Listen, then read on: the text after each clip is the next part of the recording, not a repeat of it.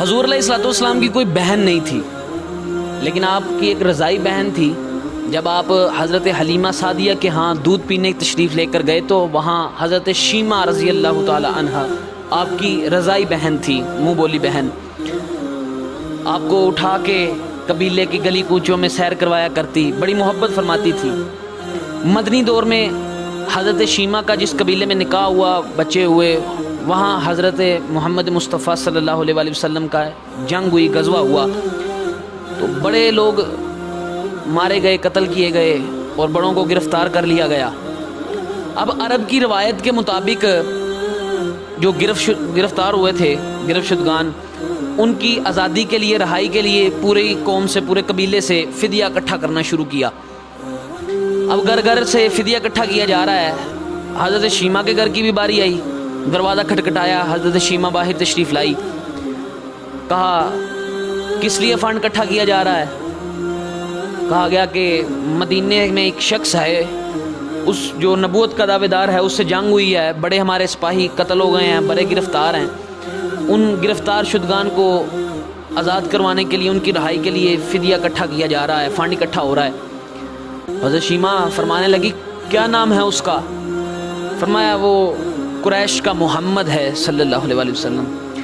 اب حضرت شیمہ نے اتنا سنا تو کہنے لگی پھر چھوڑ دو، یہ فنڈ اکٹھا کرنے کی کوئی ضرورت نہیں، مجھے ساتھ لے جاؤ۔ کہا تمہیں کیوں ساتھ لے جائیں؟ فرمانے لگی میں تمہارے سپاہی چھڑوا لاؤں گی۔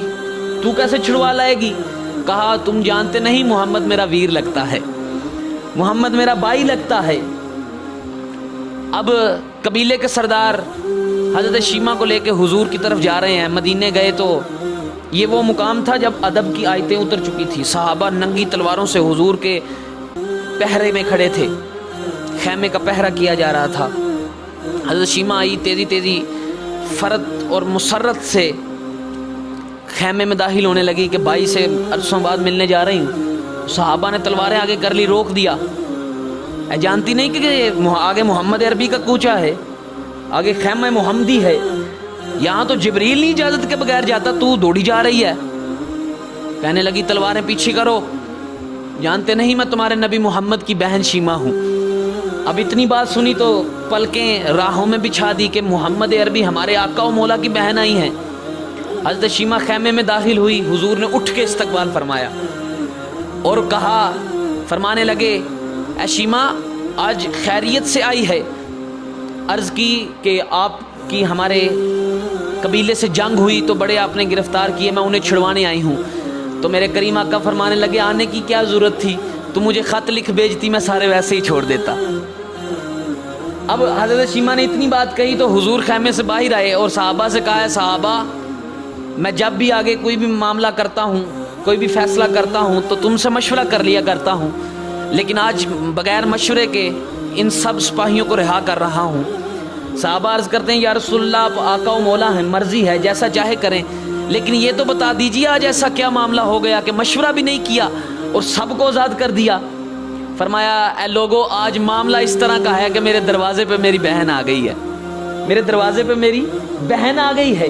اور پھر روایات میں نے پڑھا حضور نے چند بکریاں، ایک غلام اور 3 کنیزیں حضرت شیمہ کو ساتھ تحفتاً دی، اور زمانے کو عملاً یہ بتایا کہ جب بہنیں بھائیوں کے دروازوں پہ آ جاتی ہیں تو بھائی نہ صرف مانگیں پوری کرتے ہیں بلکہ اپنے دل کھول کے ساتھ تحفے تحائف بھی دیا کرتے ہیں۔ بہنوں کو عزت اگر معاشرے میں ملی تو وہ محمد عربی نے آ کے دی، وہ رسول اللہ نے دی ہے بہنوں کو عزت۔